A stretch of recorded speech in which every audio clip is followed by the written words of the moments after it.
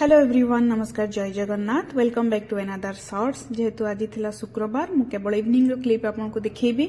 आज मो भौणी रो इच्छा होइतिला चिकन पकोड़ा खाइबा को तारो केतेबेले कोन मूड हुए सेटा की कहि परबेनी जोटा मूड हबो सेटा आम घरे हवाटा थय। तो मु ऑफिस रो आसला बेले नै आस्थिली 1.5 केजी पाखापाखी चिकेन आ से तो एठी मैरिनेट करके रखिदेला। तापर दायित्व थिला मोर मु टिके छाणी देबी आ टिके फास्ट आमे पकोड़ा एंजॉय करबा देन आउ जहा रहिबो ताकू टिके चिली करदबा ताकू रुटी रे खाइबा आ।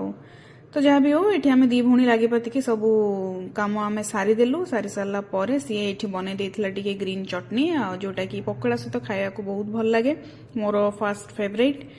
तो शीत जमती होची एमती गरम गरम पकोड़ा खातु एंजॉय करंतु वीडियो को लाइक करंतु। हेलो एवरीवन नमस्कार जय Jagannath welcome back to another shorts जेहेतु आज थिला शुक्रवार मु केवल इवनिंग रो क्लिप आपको देखैबी। आज मो भौणी रो इच्छा होइतिला चिकन पकोड़ा खाइबा को तारो केतेबेले कोन मूड हुए सेटा की कहि परबेनी जोटा मूड हबो सेटा आम घरे हवाटा थय। तो मु ऑफिस रो आसला बेले नै आस्थिली 1.5 केजी पाखापाखी चिकेन आ से तो एठी मैरिनेट करके रखिदेला। तापर दायित्व थिला मोर मु टिके छाणी देबी आ टिके फास्ट आमे पकोड़ा एंजॉय करबा देन आउ जहा रहिबो ताकू टिके चिली करदबा ताकू रुटी रे खाइबा आ। तो जहाँ भी हो ये आम दी भौणी लगे पातिकी सबू कम आम सारी देलु सारी सारा पर सी ये बन टे ग्रीन चटनी जोटा कि पकोड़ा सहित खाया को बहुत भल लगे मोर फास्ट फेवरेट। तो शीत जमती होची एमती गरम गरम पकोड़ा खातु एंजॉय करंतु वीडियो को लाइक करंतु।